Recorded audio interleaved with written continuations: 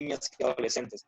Así que, bueno, sin más preámbulos, quiero dejarles con Fernando Pereira, director, cofundador de SECODAR, los Centros Comunitarios de Aprendizaje, que sé que también tiene muchísimo para decirnos y para hablar. Mientras Fernando va hablando, me gustaría que usted pudiera hacerle las preguntas a Santiago para que al final pudiéramos conocer un poco las respuestas que tiene al respecto. Así que aproveche y las puede ir escribiendo.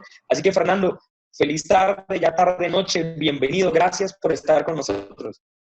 Un abrazo, Norbey, a la Fundación Oxígeno, agradecer la invitación a este foro de educación digital, a Santiago por esa presentación tan detallada, que nos abre perspectivas pues, a todo un mundo.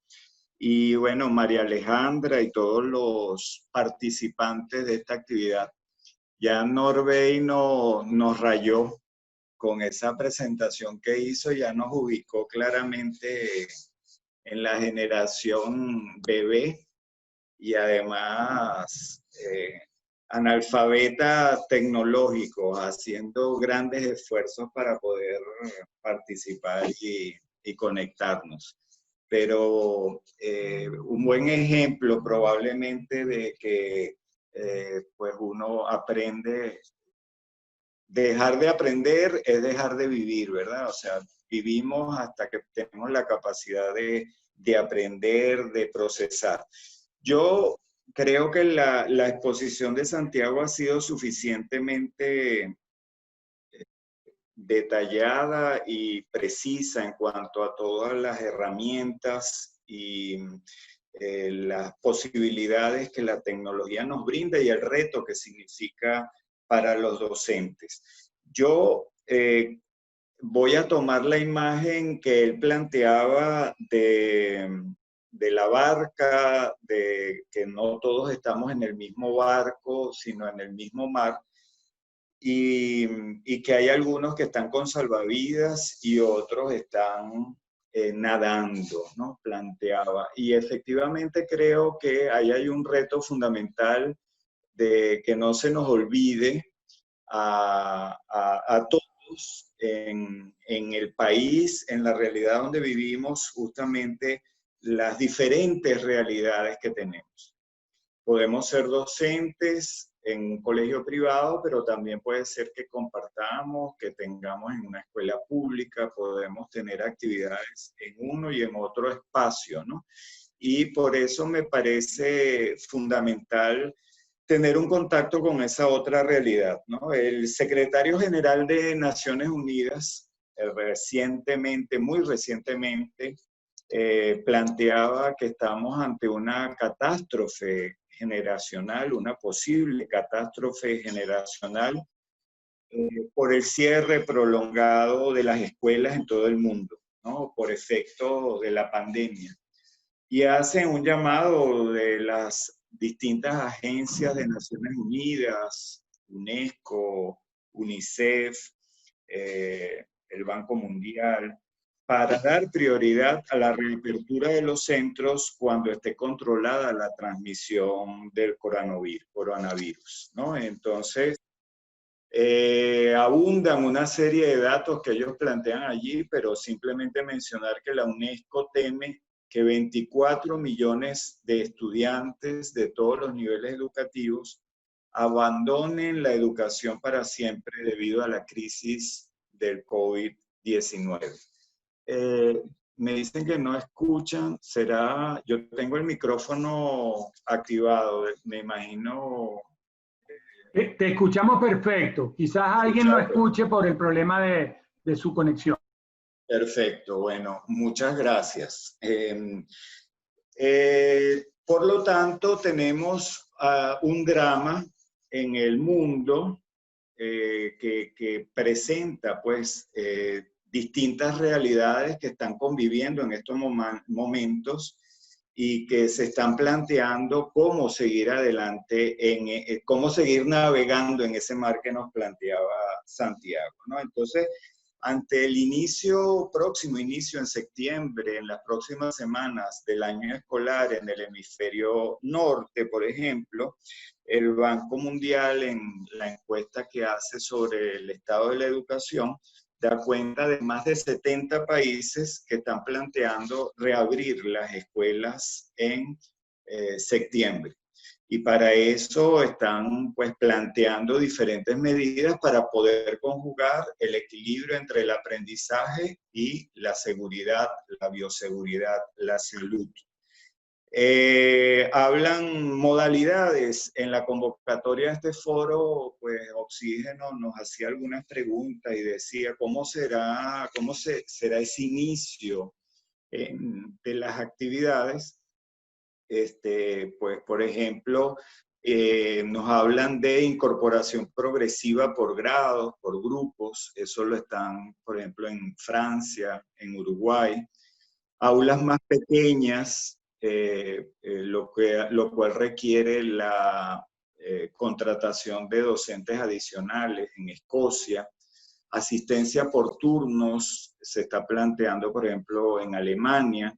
Control de temperatura y distanciamiento y proporcionar mascarillas y equipo de protección a profesores y estudiantes que no lo tengan. Por ejemplo, en Dinamarca, Finlandia, Corea, Singapur, Tailandia, Túnez. Países descentralizados, federados, como Brasil, Canadá, Estados Unidos, Reino Unido, están dándole esa responsabilidad a gobiernos estadales, municipales, para que evalúen las condiciones en cada uno. También en varios estados, en el caso de los Estados Unidos, también están considerando este tipo de situaciones. Y otros muchos países y ciudades están planteando la combinación del distanciamiento complementado con actividades presenciales, ¿no? Con algunas modalidades, por ejemplo, en México, la educación a distancia con radio, a través de radio y televisión, porque tienen un problema pues también de no cobertura universal del internet. A través de radio, televisión, guías, el caso de Panamá, y en Estados Unidos, pues varias ciudades también están planteando esta modalidad mixta.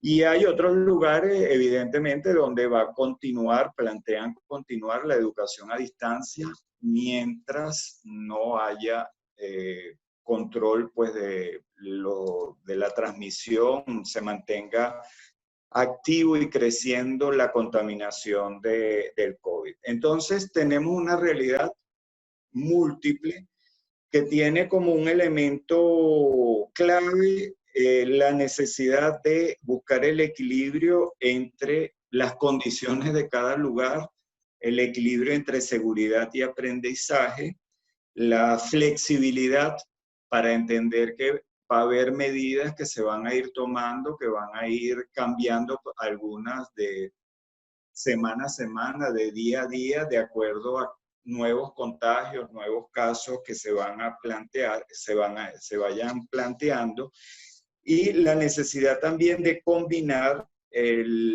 la distancia con el cara a cara, un poco lo que planteaba Santiago al final como uno de los retos fundamentales de este tiempo. Todo va a depender, por supuesto, de las condiciones, pero entender que no todo el mundo está tampoco en las mismas condiciones, ni se está planteando el tema de la misma manera. Ahora, ¿por qué en el mundo está probablemente toda esta discusión? Venezuela, 34% en un trabajo reciente del Observatorio Venezolano de Servicios Públicos, solo el 34% confirmó tener servicio de internet fijo en el hogar. ¿Okay? O sea que tenemos, según estos datos, un tercio del país que tiene algún tipo de conexión. Y tenemos 2/3 partes del país que no tienen ningún tipo de conexión. y además de esto, el 34% que tiene conexión, 2/3 partes indicó que su servicio no tiene capacidad suficiente para trabajar o recibir clases.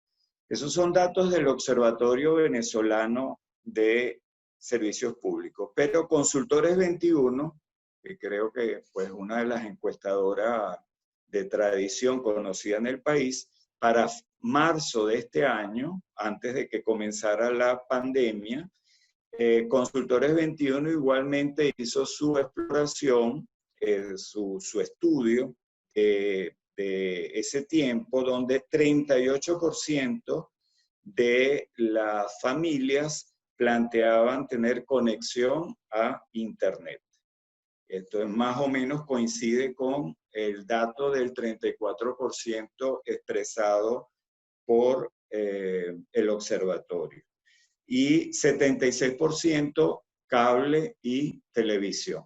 Entonces, nuevamente, 58% evaluó de forma negativa la capacidad de Internet.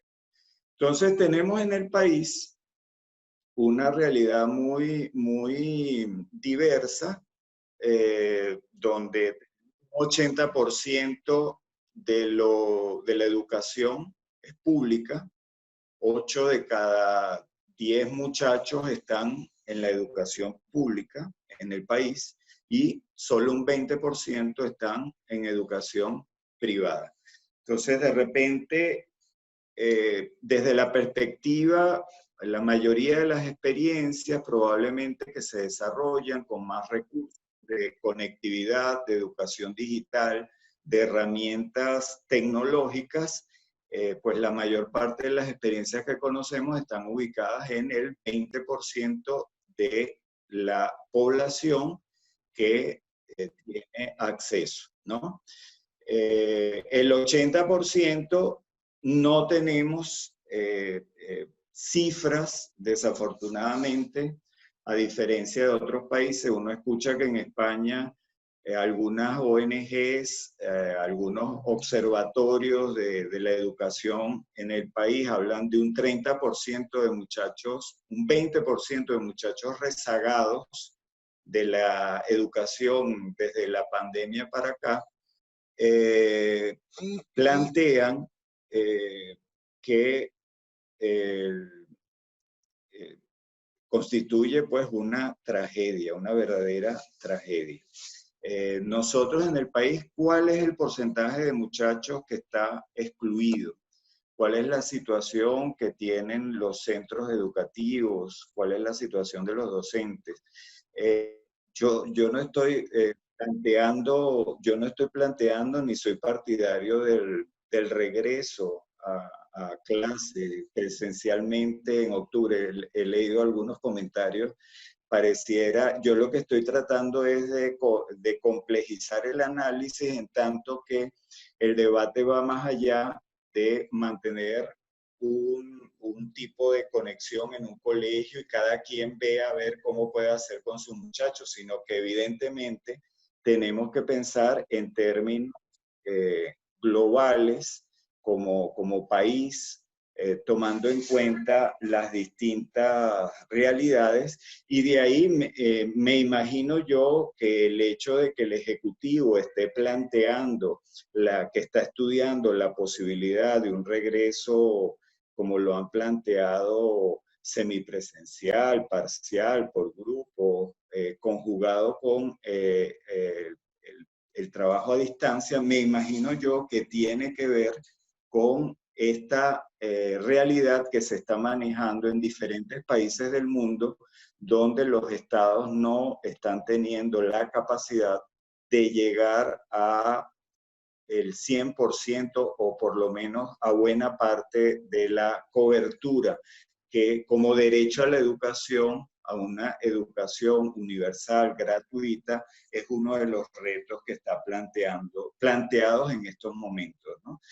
El hecho es que la desigualdad y la brecha de desigualdad y las consecuencias que ello tiene en la educación en estos momentos tiene un impacto importante en todo el mundo, que no se puede soslayar, y en un país como Venezuela, pues mucho más.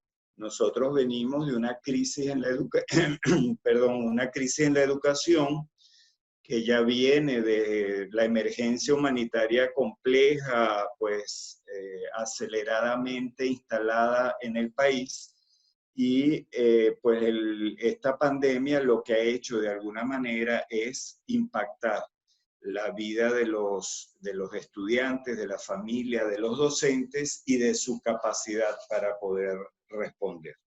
Por lo tanto, ¿cómo hacer frente a esta situación cuando los propios gremios de docentes, por supuesto en el país, han alertado de la falta de condiciones de bioseguridad, de escuelas que ni siquiera cuentan con servicio de agua, con condiciones mínimas higiénicas que permitan realizar ese regreso de forma segura? Nos lleva a un escenario donde vamos a tener, por supuesto, en las próximas semanas, pues un conjunto probablemente de informaciones y de contrainformaciones que van a ir, se van a ir presentando y van a generar debate en las comunidades educativas, en los distintos contextos, ¿no? Nosotros desde SECODAP, desde el inicio de la pandemia, hemos planteado que este debe ser un espacio, o debe ser un momento, y el inicio del año escolar debe nuevamente más arraigarse y plantearse la flexibilización de las condiciones en cada uno de los contextos, analizando la capacidad de cada centro educativo con sus recursos, sus posibilidades, de sus familias, de la condición que tienen los distintos estudiantes, porque también hay centros educativos donde no todas las familias tienen las mismas condiciones y posibilidades, y eso a veces implica conflictos que se dan y que se deben resolver a través de la comunicación. Se debe seguir reforzando la comunicación entre los centros educativos, las familias, reforzar las redes de apoyo de las familias ante estos momentos, de cómo afrontar los retos que están planteados, cómo asumir las dificultades que entraña a veces la falta de acceso, de conexión. No podemos ignorar el desarrollo de otras formas distintas a las plataformas digitales, entendiendo que tenemos, como decía, pues todos los estudios nos están indicando que tenemos un grupo de la población que está desconectado, que pues se nos queda en el hombrillo, y que hay que pensar alternativas para llegar a ese grupo, que la televisión, la radio pues, no pueden ser desdeñadas en el uso, y todas las estrategias pues, que se han venido dando en distintas comunidades educativas, también para redes de madres, de cadenas para hacer llegar mensajes, materiales, pues todo ese tipo de experiencias debemos mantenerlo. Santiago hablaba un poco de la educación a distancia, la educación digital. No puede ser hacer lo que hacíamos en la escuela, pues ahora mandarlo por el correo electrónico o mostrarlo a través de las pantallas. Y yo creo que ahí hay uno de los retos fundamentales para quienes tienen la posibilidad de trabajar en esos recursos, y nos lleva a que debería ser un momento especial el que vivimos actualmente para repensar la educación que tenemos y la educación que queremos en estos momentos y en el siglo XXI. No podemos seguir reproduciendo una educación del siglo XIX a través de Zoom o a través de Google Classroom, los mismos contenidos, los mismos énfasis que veníamos trabajando ya desfasados y obsoletos en nuestros centros educativos. Este debe ser un momento para activar las comunidades de aprendizaje, el análisis, no solamente de la tecnología como herramienta de lo que vamos a utilizar, sino del conocimiento, de la filosofía de la educación, del para qué educar. Una educación que le dé una razón de ser a esos centennials que sigan viendo en educarse como una alternativa de crecer como personas y de ser mejores seres humanos. Y ahí eso nos lleva necesariamente a replantearnos y hacernos preguntas sobre lo que hacemos.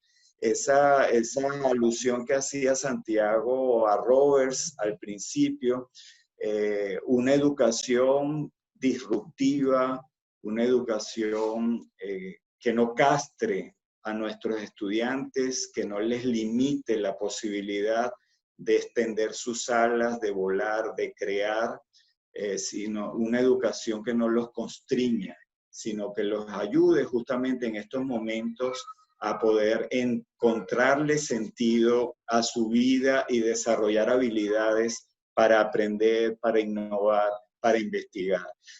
Es un tiempo para la educación emocional, es un tiempo que siempre hemos tenido en el rincón de nuestros salones y de nuestras escuelas, porque no hemos tenido tiempo para ello.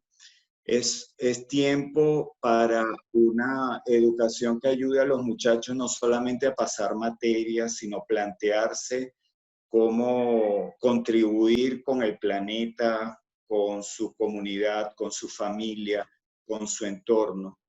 Es un momento para plantearnos que la presencialidad, cuando llegue el momento de la presencialidad en la escuela, no es retomar la presencialidad para seguir haciendo lo que hacíamos, sino para retomar la escuela como un espacio de encuentro, un espacio donde los muchachos aprendan a convivir, a relacionarse. Es convertir la escuela en lo que Francesco Tonucci, ese insigne pedagogo italiano, llama convirtamos las escuelas en laboratorios de aprendizaje. Que nuestros muchachos recuperen el deseo de querer aprender y aprender juntos, entendiendo que el otro representa una alternativa y una posibilidad. Aprender viéndole los ojos al otro, cuando eso sea nuevamente posible, y lo será, entendemos que la escuela no puede seguir siendo la misma. Puede seguir utilizando herramientas tecnológicas. La escuela se planteará qué lugar tiene la formación tecnológica, las tecnologías, la educación, utilizar los recursos que están en el entorno, porque la escuela se convierte en un gran espacio para aprender a discernir, a pensar críticamente, a saber que toda la información que está en las redes sociales, pues no toda la información es correcta, no es idónea, y que nosotros tenemos la capacidad de discernir, de seleccionar. Ahí está un papel fundamental de la escuela que nunca podrá ser sustituido a nuestro modo de ver, porque la escuela ofrece la posibilidad del aprendizaje construido en equipo, colaborativamente, con otros, y que es lo que muchas de las empresas modernas hoy en día están valorando, ¿no? Chicos y chicas jóvenes con la capacidad de trabajar en equipo, de colaborar. No esa escuela donde nos formamos nosotros, donde más bien se nos invitaba a no dejar que nadie vea lo que tú estás haciendo, hacerlo solo, a entender que al cuadro de honor vas tú solo porque es el que sacaste mejor asignatura, mejor nota. Es romper esos paradigmas, lo que nos está pidiendo el tiempo de hoy, para crear esos nuevos trabajadores, esos nuevos innovadores, emprendedores y esos nuevos ciudadanos que también Venezuela y el mundo necesitan. Entonces, aprovechemos los tiempos actuales para, ojalá, podamos reducir las brechas y las desigualdades tan grandes que hay en estos momentos entre nuestras escuelas, pero también dentro de nuestras propias escuelas, entre un pensamiento que nos lleve a pensar que tenemos que seguir haciendo las mismas cosas como ya las hacíamos. Entonces, formemos ciudadanos y estudiantes del siglo XXI con las herramientas y las posibilidades del siglo XXI, pero entendiendo que la escuela tiene que tener un sentido en el siglo XXI. Bueno, muchas gracias.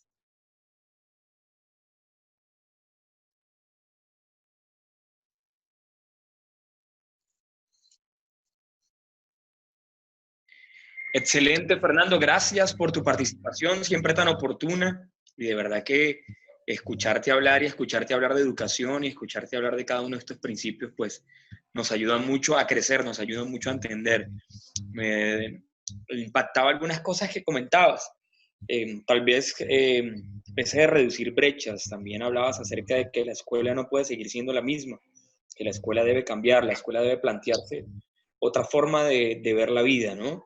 También hablabas que la escuela se convierte en ese espacio para discernir y pensar. Y bueno, producto de esto han surgido muchas interrogantes, muchas preguntas que vamos a ir aclarando y que anhelamos ir conversando mientras vayamos realizando este foro, pero